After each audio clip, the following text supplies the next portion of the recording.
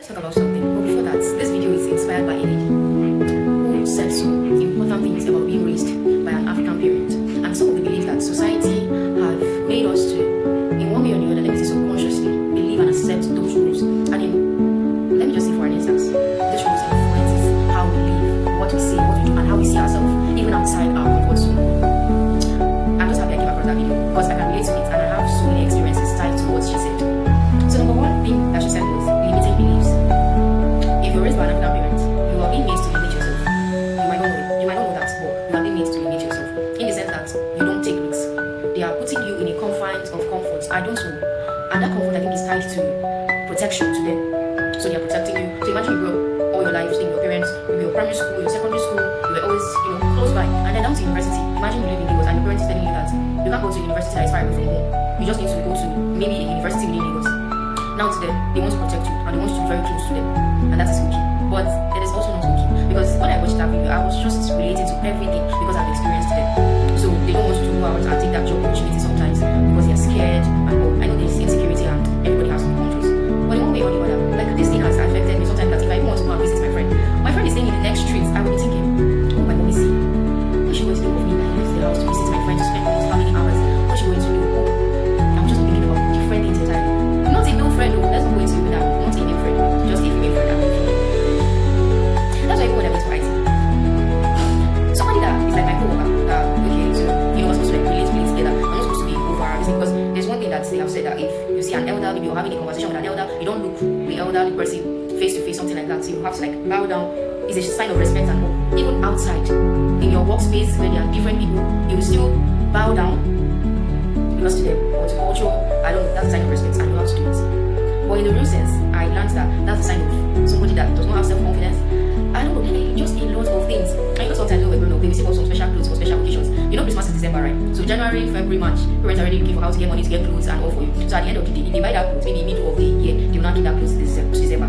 So December is the only special thing that you can wear that clothes. And after December and after New Year, if you have two clothes that your parents give you, you will now keep it. You're not going to wear it again after Christmas, you're going to keep it. So maybe like the next year you get, or only when it's special occasion like Easter and all. So that concept, I just feel that it's more of saying random days don't matter. Like each day is not really special. So that's why I go for everything. So December time, you just see people wearing different beautiful clothes. On a regular day, you will not see these people with these clothes. They will not.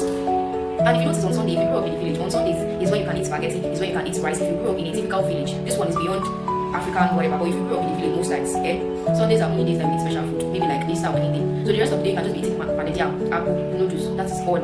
So rice, you don't eat rice like that. And I remember sometimes when we are having visitors, special people, I don't know, because we have told or we have taxed them very special.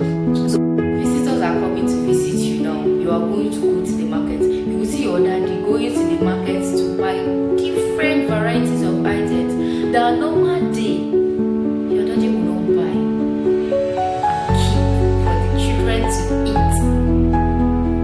So imagine, I have one experience. There was one pastor that came to my house when I was growing up. So that pastor will be like, let's pray in the morning. And you know, I knew this man was fake. I don't know. I know I wasn't so exposed like that based on one or two things, but my mind was like, this man is fake. This man is fake. So you will just see in the morning, my daddy, my mommy, everybody will just be cooking different varieties of like food and we give it. And me, I will be there wishing, I eat this food or I have this food to eat. I don't know, many of you can relate to this. So imagine your daddy will now maybe the visitor will now eat and go and sleep.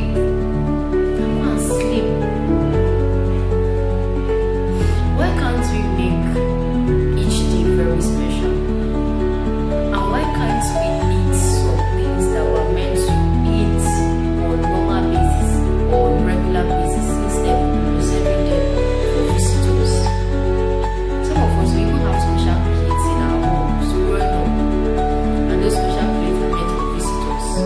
You don't use them anyhow. God. There are a lot of things we need to start unlearning, because if we don't unlearn them,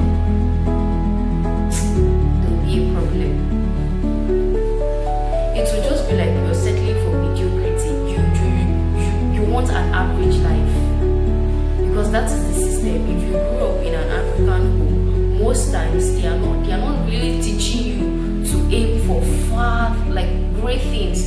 So if you see somebody doing high, going to conferences, going to that meeting, taking up that job, doing that thing, if you see them, you'll be kind of like jealous, or sometimes you'll be scared for them. You'll be scared. What is this girl doing? Does she know what she's doing? Oh God.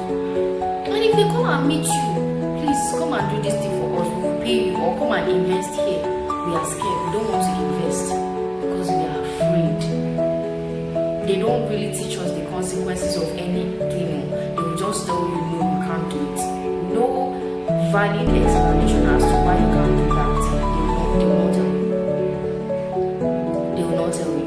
So there's a lot of things that growing up in an African home can do to you. So this is the time for you to unlearn them. If you're somebody in your early 20s, or you are approaching your 20s, and you're an African child, you grew up in an African roof, you need to start unlearning them. That's the only way you can move far. And it starts with building your self-confidence. It starts with creating your own world entirely. Because sometimes, some of the things our parents have taught us, they taught us from their own knowledge, what they know.